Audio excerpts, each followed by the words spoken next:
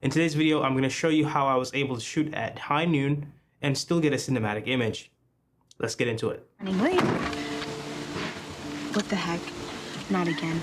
No. You stupid car. Work. Stupid car. Oh my gosh, I'm gonna be late for work. I'm gonna lose my job. Oh my God. We all go through struggles.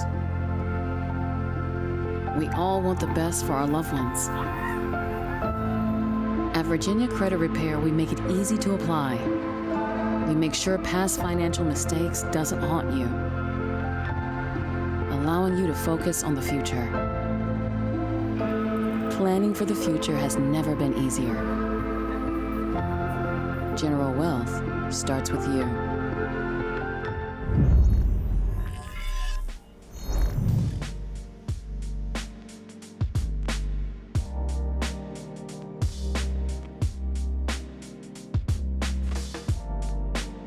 Alright guys, so with this project, right, we had a lot of different things that we had to go through, a lot of issues when it came to scheduling, and that is why we ended up shooting at noon, because a lot of people were running late because of traffic and other issues that we may not discuss, and that is why we started to shoot a little bit later in the day.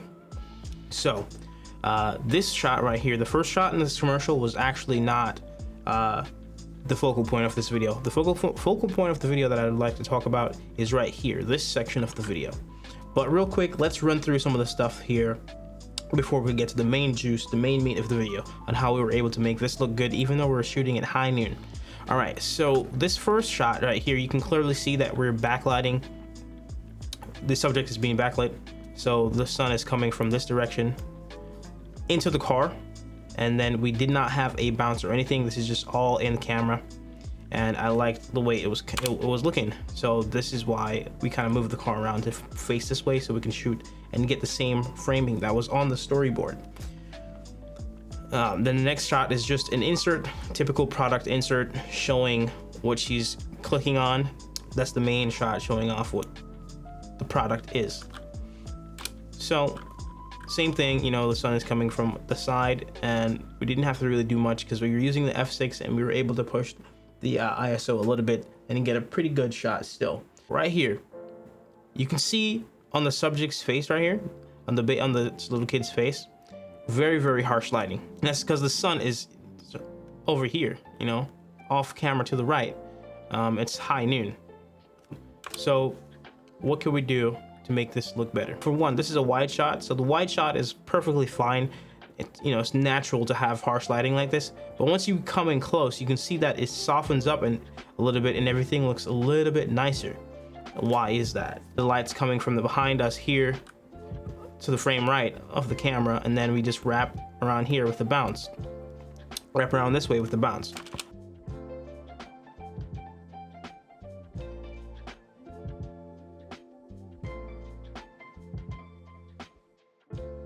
This shot right here, same thing, nice, it's harsh lighting, not really nice, not very flattering, right? But then we come into the close-up and you can see that the level of exposure on the subject's face compared to the background is more or less the same. And how is that possible?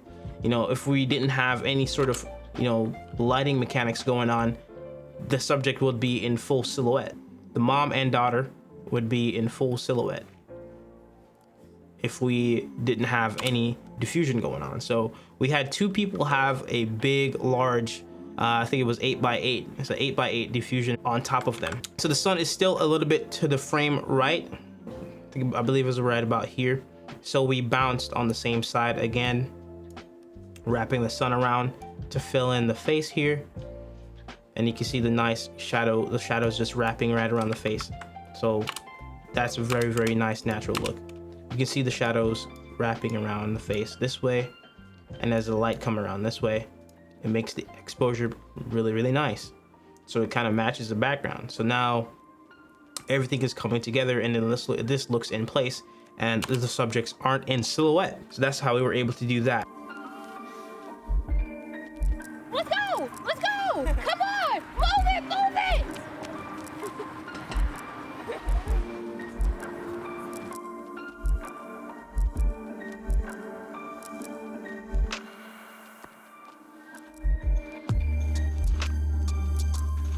We had multiple takes. You could see this shot again. This is obviously with no lighting setup going on, and it's harsh light because it's a wide shot. You can see the ground is pretty hot.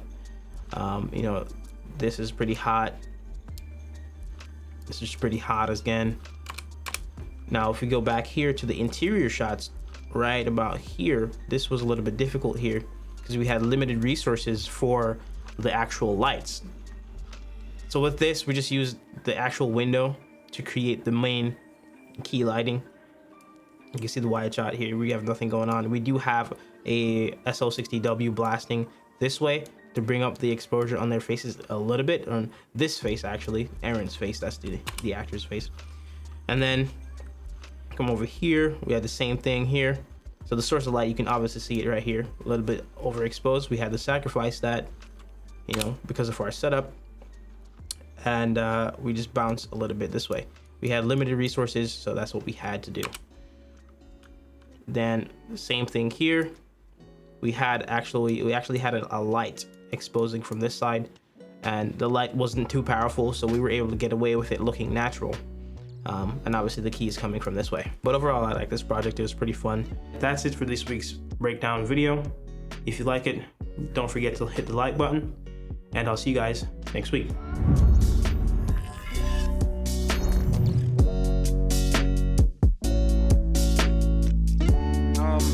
So as I was going, I was just explaining how we're gonna do the lighting setup. So come over here, LJ. You guys come over here. Let me explain the lighting setup. So the sun is behind us over there, so we have nice backlighting. Obviously, it's around 10 right now, so it's gonna be a little bit harsh. So I'd like to filter that a little bit. I have another bounce inside the car, so I can use that to